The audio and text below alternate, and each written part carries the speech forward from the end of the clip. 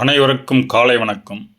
இந்த காணொளியில் எப்படி சகுன பிரம்மம், அதாவது குணங்களுடைய தன்மை கொண்டது, நிர்குண பிரம்மம் குணங்களற்ற நிலை, இது ரெண்டுமே பிரம்மம் தான் சொல்கிறாங்க. அப்போ சகுன பிரம்மம், நிர்குண பிரம்மம் அது எப்படி சொல்லப்பட்டுள்ளதை திருவள்ளுவர் சொல்கிற வாக்கியம் மூலமும் கடோபனிஷத் மற்றும் பொருட்களின் தன்மையும் கொண்டு சகுன பிரம்மம், நிர்குண பிரம்மம் பார்க்கலாம். இந்த பொருட்களின் தன்மை 5 நிலையில் தான் பார்க்குறீங்க. அதிசூக்குமை, மத்தியமை, பசயந்தி, சூக்ஷ்மா, ஸ்தூலா அப்படி சொல்லிட்டு பார்க்குறீங்க. இந்த 5 ஸ்டைல் பொருட்களின் தன்மை உள்ளது. அது இன்னும் மேலே விரிவடையும். பட் பிரதானமாக 5 தன்மையில் இருக்குது. இது சகுன பிரம்மம் என்ற வகையில் திருவள்ளுவர் சொல்லி திருக்குறள் மேற்கோள் பாடலாம். கோலில் பொறியின் குணமிலவே என் குணத்தான் தாளை வணங்கா தலை அப்படின்னு சொல்லுது. இதில் 5 பொறிகள் இருந்தும் அது வேலை செய்யலனாக்கா அந்த என் குணத்தை கண்ட இறைவனை தலை வணங்காதவன் அந்த நிலைக்கு எப்படி பொறிகள் வேலை செய்யலையோ அது இறைவனை வணங்காதவன் அப்படிப்பட்ட நிலையில் தான் இருப்பான் அப்படின்னு சொல்லுது.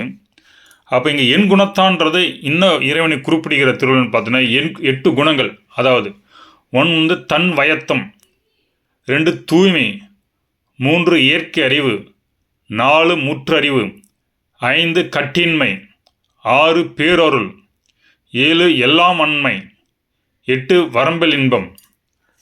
அப்போது இந்த 8 குணங்கள் உடைய தன்மையில் வரும்போது உருவ நிலையில் பார்க்கும்போது அவன் சகுன பிரம்மா விளங்குகிறான் என்று திருவள்ளுவர் மேற்கோள் காட்டுகிறார்.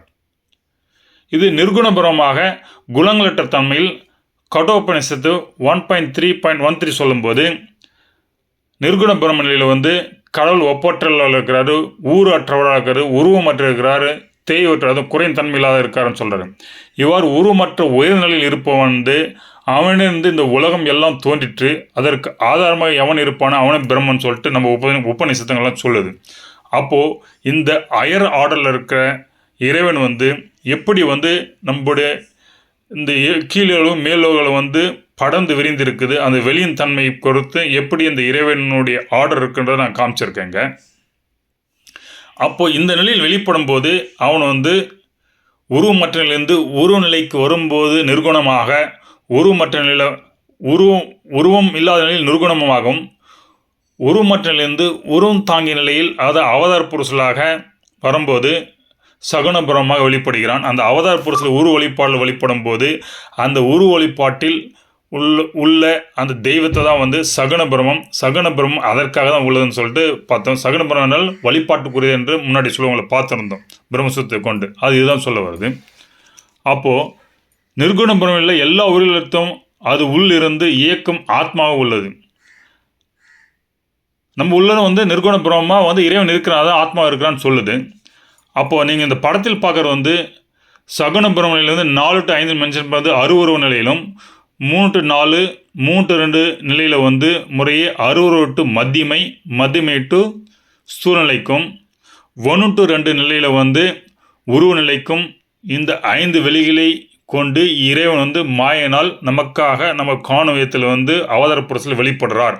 அப்படி அவர் அவதார புருஷத்தில் வெளிப்படும் நிலையில் உருவம் தாங்கிய நிலையில் அவர் சகுன பிரம்மம் என்று சொல்லப்படுகிறது அப்படின்னு நம்மளுக்கு புரியும்.